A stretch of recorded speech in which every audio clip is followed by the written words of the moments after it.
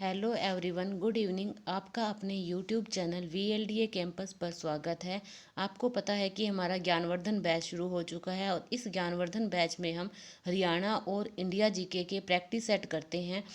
Practice set के जो practice set में क्वेश्चन होते हैं उन क्वेश्चन के आंसर आप अपने लाइव चैट में दे सकते हैं। आज के प्रैक्टिस सेट का हमारा फर्स्ट क्वेश्चन है, वो ये है, किस राजा के एक अभिलेख की सूचना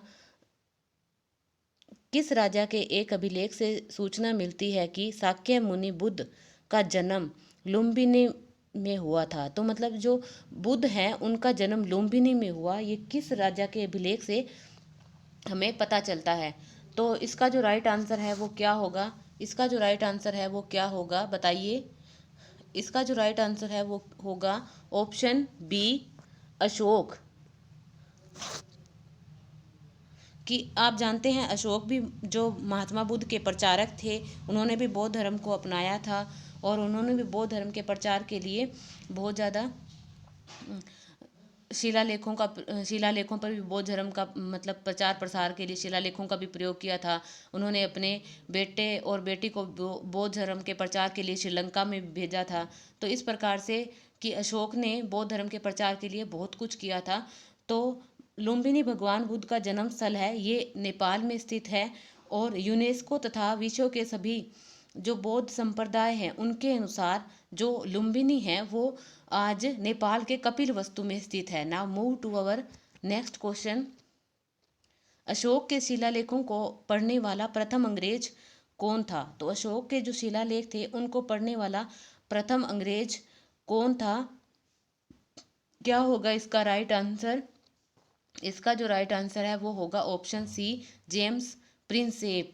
जेम्स प्रिंसेप जो है वो अशोक के लेखों को पढ़ने वाला एक अंग्रेज था और इसने सर्वप्रथम 1837 में इन अभिलेखों को पढ़ा था। Now move to our next question. Adi Granth Guru Granth Sahib का संकलन किसने किया? तो जो गुरु ग्रंथ साहिब का संकलन किसने किया, इसका आंसर आई थिंक सबको पता होगा। आप अपना आंसर लाइव चैट में लिखिए। तो क्या होगा इस क्वेश्चन का जो राइट आंसर है वो क्या होगा कि गुरु ग्रंथ साहिब है उसका संकलन किसने किया था? तो इसका जो राइट आंसर है वो होगा ऑप्शन डी, गुरु अर्जन। अर्जन भी बोलते हैं इनको, गुरु अर्जन, अर्जुन भी बोलते हैं। ये सिखों के पांचवें गुरु थे और इन्होंने 1604 ईस्वी पूर्व में जो गुरु ग्रंथ साहिब है उनका संकलन किया था। Now move to our next question. मध्यकाल में सर्वप्रथम भारत से व्यापार संबंध स्थापित करने के लिए कौन आए थे? तो मध्यकाल में सर्वप्रथम भारत से व्यापार स्थापित करने के लिए कौन आए थे? तो इसका राइट आंसर क्या होगा, बताइए अपनी लाइव चैट में। ऑप्शन ए है इसका डच, बी अंग्रेज, सी फ्रांसीसी और डी जो है वो पुर्तगाली। तो इसका जो राइट आंसर है वो क्या होगा, पुर्तगाली। पुर्तगाली जो है वो भारत के साथ व्यापार करने के लिए सबसे पहले आए थे, उसके बाद डच आए थे और डच के बाद अंग्रेज और फिर फ्रांसीसी। Now move to our next question. किस मुगल सम्राट के काल में ईस्ट इंडिया कंपनी ने भारत में सर्वप्रथम कारखाना स्थापित किया था? तो इस ईस्ट इंडिया कंपनी ने किसके शासनकाल में सर्वप्रथम कारखाना स्थापित किया था? तो इसका जो राइट आंसर है वो क्या होगा, ऑप्शन बी, जहांगीर के शासनकाल में 1608 में सूरत में कारखाना स्थापित किया था। Now move to our next question. निम्न में किस राज्य की सीमा बांग्लादेश से नहीं लगती? तो बांग्लादेश से किसकी सीमा नहीं लगती, बताइए। इसमें जो 3 राज्य हैं उनकी सीमा बांग्लादेश से लगती है, लेकिन इनमें से एक ऑप्शन ऐसा है जिसकी सीमा बांग्लादेश से नहीं लगती। तो क्या होगा इसका राइट आंसर? इसका राइट आंसर होगा ऑप्शन सी, मणिपुर। मेघालय की सीमा भी बांग्लादेश से लगती है, त्रिपुरा की भी लगती है, मिजोरम की लगती है, बांग्लादेश की लगती है और इसके साथ बांग्लादेश की सीमा के साथ पश्चिमी बंगाल की सीमा भी लगती है और असम की भी लगती है। तो इसमें जो ऑप्शन डी सी है मणिपुर, उसकी सीमा बांग्लादेश से नहीं लगती। Now move to our next question. Bharat की प्राचीनतम पर्वत श्रृंखला कौन सी है? तो बताइए क्या है इसका राइट आंसर। ये भारत की प्राचीनतम पर्वत श्रृंखला कौन सी है? तो इसका जो राइट आंसर है वो क्या होगा? ऑप्शन ए, अरावली की जो पर्वत श्रृंखला है वो भारत की प्राचीनतम पर्वत श्रृंखला है। अरावली भारत के पश्चिमी भाग राजस्थान में स्थित एक पर्वत माला है और ये संसार की सबसे प्राचीन श्रृंखला है जो राजस्थान को उत्तर से दक्षिण दो भागों में बांटती है। राजस्थान को उत्तर और दक्षिण दो भागों में बांटती है अरावली जो पर्वत श्रृंखला है। Now move to our next question.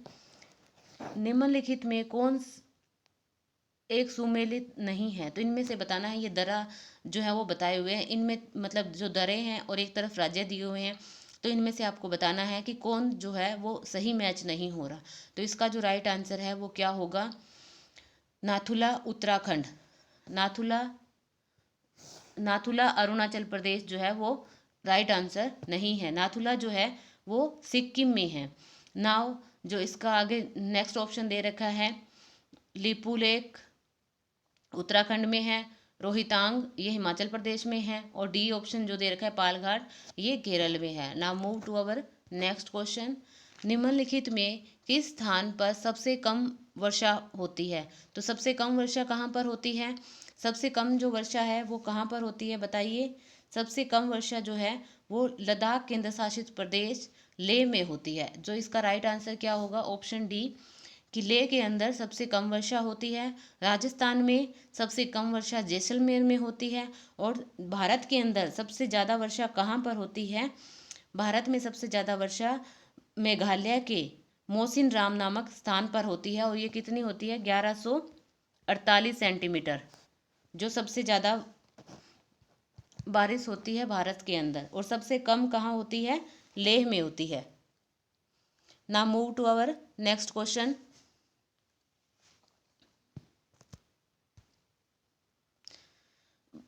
सबसे ज़्यादा गेहूं कहाँ पर पैदा होता है?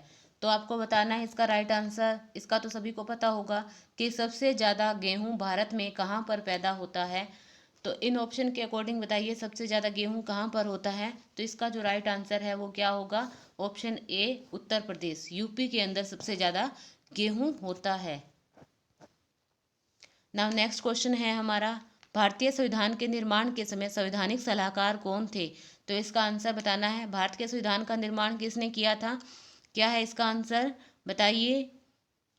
जी हाँ, इसका आंसर है डॉक्टर भीमराव अंबेडकर। और जो डॉक्टर भीमराव अंबेडकर थे उनके सलाहकार कौन थे? बताना है कि जब भारत का संविधान बना था तो किसने उन्हें मतलब सलाहकार के रूप में उनकी सहायता की थी? तो इस क्वेश्चन का जो राइट आंसर है वो क्या होगा? Option C, BN Rao.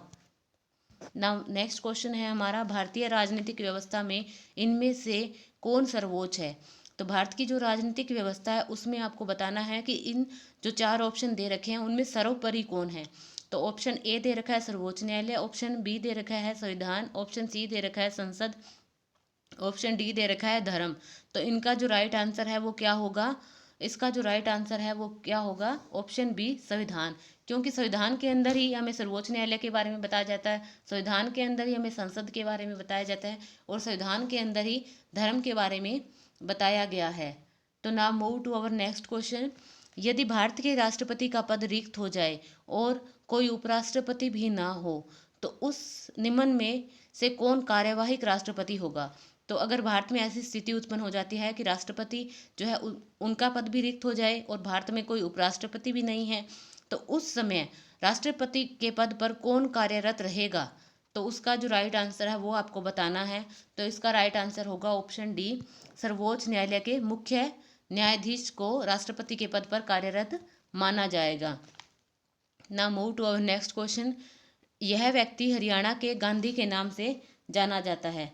तो आपको बताना है कि कौन है जो हरियाणा के गांधी के नाम से जाना जाता है। हरियाणा का गांधी कौन है बताइए? क्या है इसका राइट आंसर?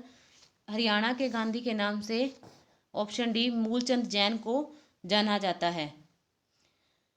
एक गांधीवादी जो कांग्रेस पार्टी, विशाल हरियाणा पार्टी और जनता पार्टी के सदस्य थे। जो मूलचंद जैन थे वो कांग्रेस पार्टी के भी थे, एक गांधीवादी थे सबसे पहले, और ये कांग्रेस पार्टी के भी अध्यक्ष मतलब सदस्य रहे हैं।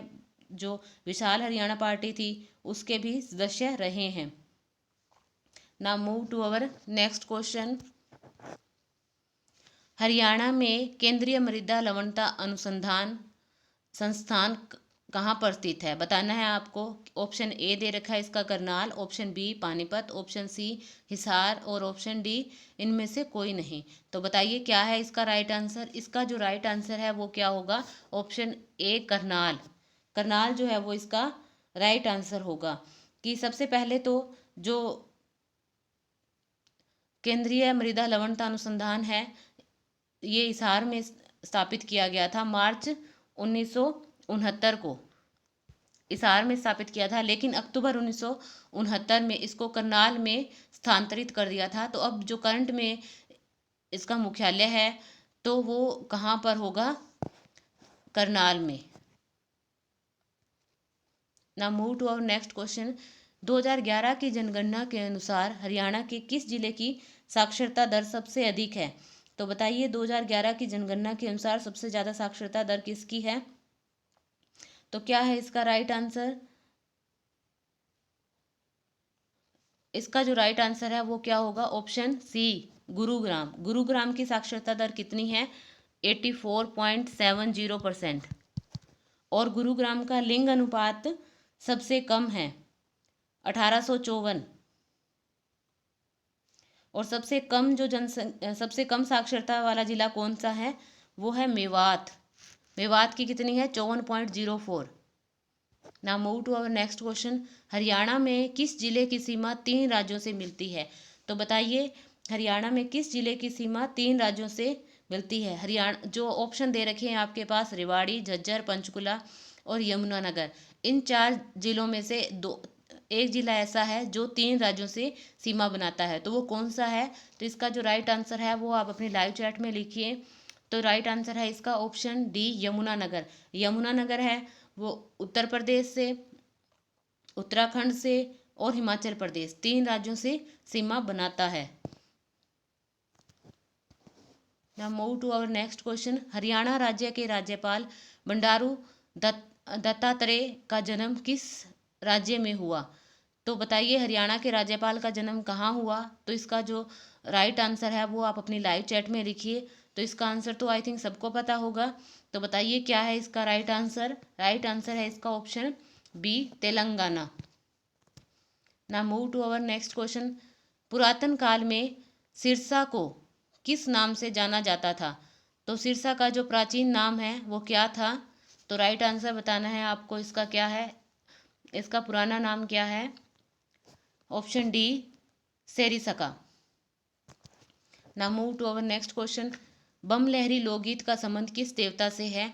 तो बमलहरी लोकगीत का संबंध किस देवता से है? बताइए क्या है इसका राइट आंसर। ये तो सबको पता है। तो ऑप्शन ए दे रखा है Ganesh, option B Vishnu, option C Brahma और ऑप्शन डी इनमें से कोई नहीं। तो बताइए बमलहरी लोकगीत किस देवता के लिए गाया जाता है? तो इसका जो राइट आंसर है वो क्या होगा? इनमें से कोई नहीं, क्योंकि जो बमलहरी गीत है वो भगवान शिव के लिए गाया जाता है। तो ये आज के हमारे 20 क्वेश्चन यहीं कंप्लीट होते हैं। आप हमें बताइए हम आपको हमारी वीडियो कैसी लग रही है। अगर आप हमें हमारी वीडियो से रिलेटेड कोई भी सजेशन देना चाहते हैं तो आप अपने कमेंट बॉक्स में लिख सकते हैं। अगर आपको हमारी वीडियो अच्छी लग रही है तो आप इसे लाइक और शेयर कीजिए। Thank you for watching.